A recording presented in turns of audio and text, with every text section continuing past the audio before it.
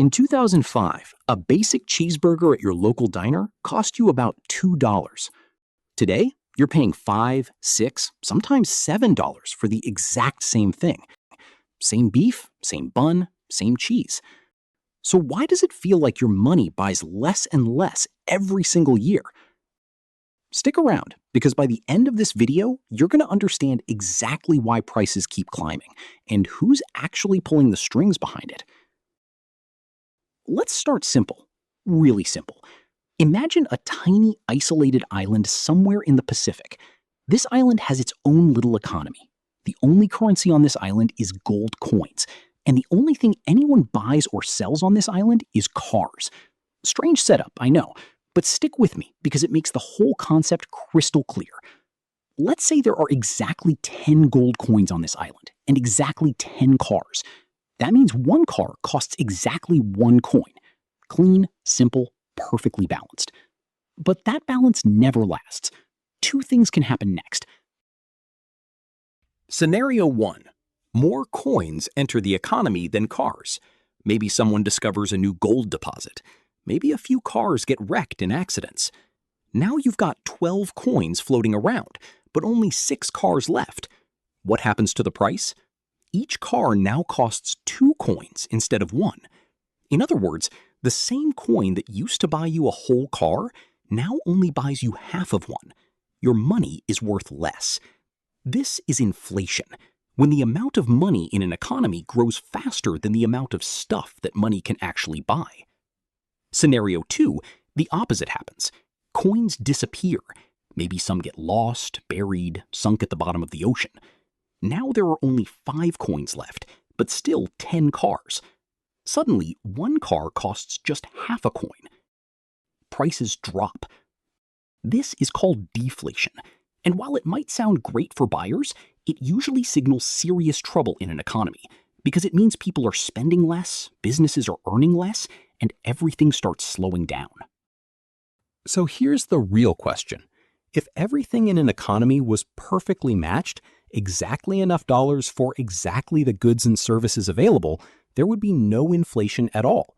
So why doesn't that ever happen in real life? Because real economies are nothing like a tiny island with 10 coins and 10 cars. In the United States alone, there are millions of transactions happening every single second. New products are being built right now.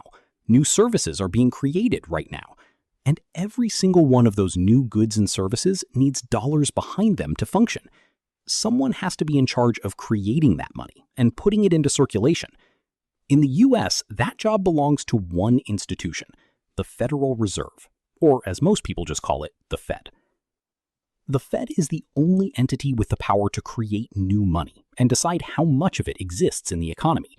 Its job is to try to keep things balanced, enough money to support a growing economy, but not so much that prices spiral out of control. Here's something most people don't realize. The Fed doesn't hand out cash directly to you or me. It doesn't work with regular people or businesses at all. Instead, it works through commercial banks. Banks like Chase, Bank of America, or Wells Fargo. Ever wonder where your bank actually gets the money it lends out? Some of it comes from deposits, your savings account, your checking account, money from businesses. But a huge chunk of it comes from the Fed itself, in the form of loans to banks. And just like any loan, those loans come with interest. That interest rate is called the federal funds rate, and you've probably heard the news talk about it constantly. It's one of the most powerful numbers in the entire American economy. Here's why it matters so much. When the federal funds rate is low, banks can borrow money cheaply from the Fed, which means they can lend it to you cheaply too. Lower mortgage rates, lower car loan rates, lower credit card rates. Borrowing money becomes attractive, so people spend more, businesses expand more, and money flows fast through the economy. But when the federal funds rate is high, borrowing becomes expensive. Suddenly that mortgage rate jumps, that car loan costs more. Fewer people want to borrow, fewer people want to spend, and the whole economy slows its pace. This is exactly the lever the Fed pulls to fight inflation. When prices are rising too fast, the Fed raises interest rates on purpose, making borrowing expensive so people slow down their spending, which cools off demand and brings prices back under control. When the economy is sluggish and prices are barely moving, the Fed lowers rates to encourage borrowing and spending, giving the economy a push forward. Now, let's bring this back to something you actually lived through. In early 2020, the world shut down. Businesses closed, millions of people lost their jobs almost overnight. To prevent total economic collapse, the US government and the Federal Reserve did something massive. They pumped enormous amounts of new money into the economy. Stimulus checks landed directly in people's bank accounts. Unemployment benefits were boosted.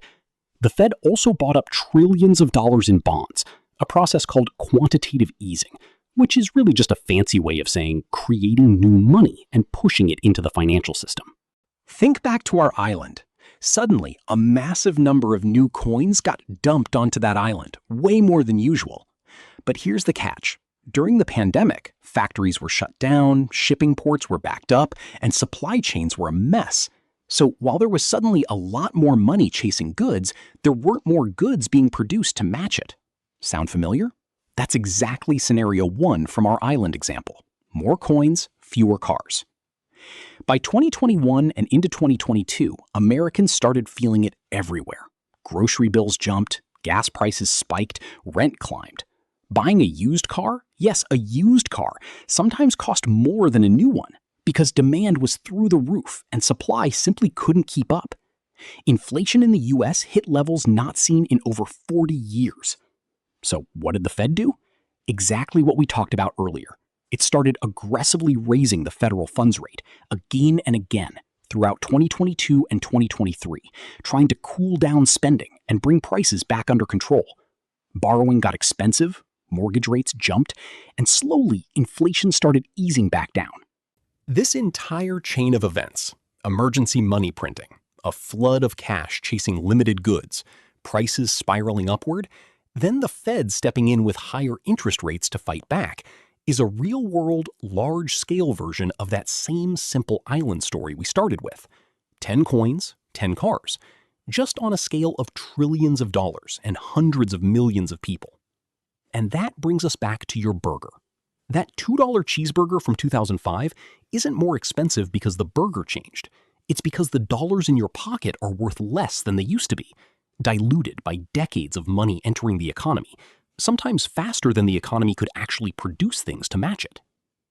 So the next time you hear someone on the news talking about the Fed raising or cutting interest rates, you'll know exactly what's really going on behind the scenes, and exactly why it matters for every single dollar in your wallet.